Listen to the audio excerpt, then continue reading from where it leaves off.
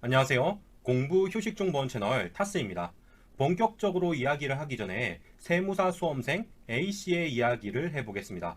A씨는 인서울대학도 들어가고 대한민국 최고까지는 아니더라도 그럭저럭 공부를 잘해온 사람입니다.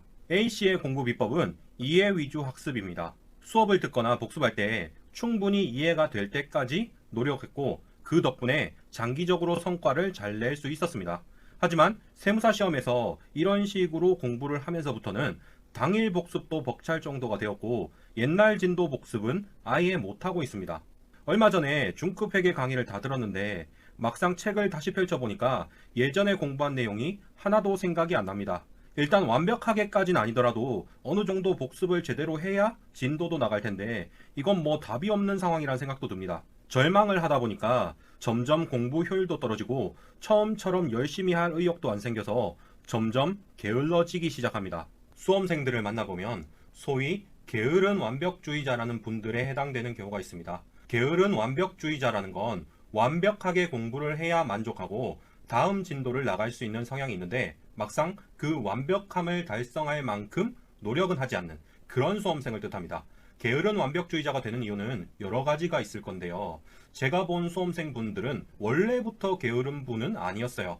처음에는 그냥 완벽주의자였습니다. 하지만 막상 한두 달 공부를 해보니까 세무사 시험이란 게 기존에 공부했던 수준의 완벽함을 달성하는데 너무 시간이 오래 걸리는 거예요. 그래서 점점 지치고 어차피 안 될 것 같은 패배감이 드니까 점점 더 게을러지기 시작하는 거죠. 저는 일단 완벽주의자는 세무사 시험 단기 합격 못한다고 생각합니다. 좀 쉬운 시험이면 물론 가능할 수 있어요. 그런데 세무사 시험 정도의 시험이면 일단 회독수가 적을 때는 완벽하게 공부할 수 없다는 것을 인정하고 넘어가셔야 돼요. 처음 할 때 똑바로 공부해야 한다. 이런 생각으로 공부하시다가는 나중에 몇 년을 공부해도 여전히 잘 모르는 부분은 계속 잘 모르는 상태로 지내게 됩니다. 당연히 그렇게는 합격할 수가 없고요. 게다가 완벽주의를 추구하는 분은 계속 실패를 겪다 보니까 정신적으로 지치기도 쉽고 점점 게을러지기도 쉽습니다. 즉, 완벽주의자는 세무사 시험을 공부하는 과정에서 게으른 완벽주의자로 변해가기 쉽습니다. 나는 그렇게 완벽하게 공부할 생각 없는데? 라고 하시겠지만 일단 넘어가야 하는 것을 알면서도 계속 책을 붙잡고 계시다면 본인이 완벽주의자란 걸 아시고 그걸 고치셔야 합니다. 그러면 어떻게 게으른 완벽주의를 탈출할 수 있나? 그런 질문을 하실 수 있습니다. 우선 게으른 완벽주의라는 단어에서 게으른이란 부분에 집중해서 해결책을 먼저 알려드리겠습니다. 의욕이 떨어지면서 생기는 게으름을 탈출하는 가장 쉬운 방법은 시간에 집중하는 겁니다. 몇 가지 종류가 있는데요. 첫 번째로는 기상시간을 지키는 것입니다. 본인과 약속한 기상시간이 있을 거예요. 힘드시더라도 꼭 그 시간에 일단은 일어나세요. 일어나서 딴짓하고 유튜브 보고 놀더라도 일단은 일어나는 것에 집중하셔야 합니다. 하루를 일단 제때 시작하기만 해도 공부 시간이나 하루의 시간의 밀도가 많이 증가하게 됩니다. 두 번째로는 출퇴근 시간을 꼭 지키세요. 이것만 하셔도 공부의 게으름은 상당 부분 줄어들게 됩니다. 제가 직장인처럼 공부를 하라고 말씀드리는데요. 직장인은 웬만하면 조퇴를 하지 않아요. 앉아서 노는 한이 있더라도 그렇단 말이죠.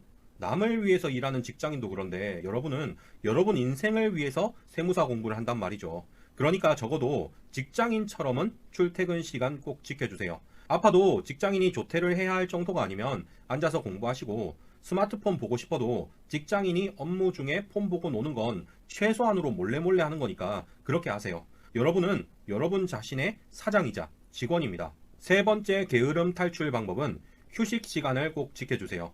보통 계획보다 더 쉬는 건 잘하시는데 덜 쉬는 건 못하신단 말이죠. 원래 휴식 시간을 딱 정해놨으니까 그 시간만큼만 꼭 쉬세요. 이것만 해도 의욕 떨어졌을 때 그렇게 심하게 공부량이 줄어들진 않습니다. 마지막으로 휴일에 대한 이야기를 좀 하고 싶은데요. 주별 목표 공부량이 있는데 만약 여러분이 그걸 실천하지 못했습니다. 그런데도 일주일에 하루는 꼭 쉬는 분들이 계신데요. 그러지는 않으셨으면 좋겠습니다.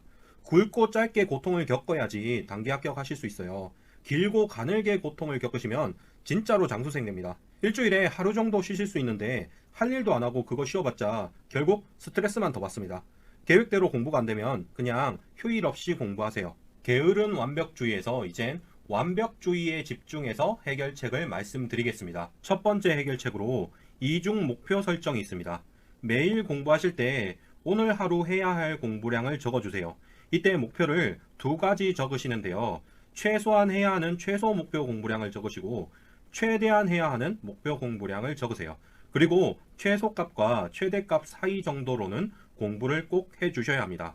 만약 최소값도 달성 못했다면 주말에 몰아서 못한 부분을 보충학습하시거나 매일 1시간 정도 더 공부해서라도 최소 공부량을 꼭 달성해 주도록 해야 합니다. 두 번째 완벽주의 탈출법으로는 적절한 과제를 세팅하는 것입니다.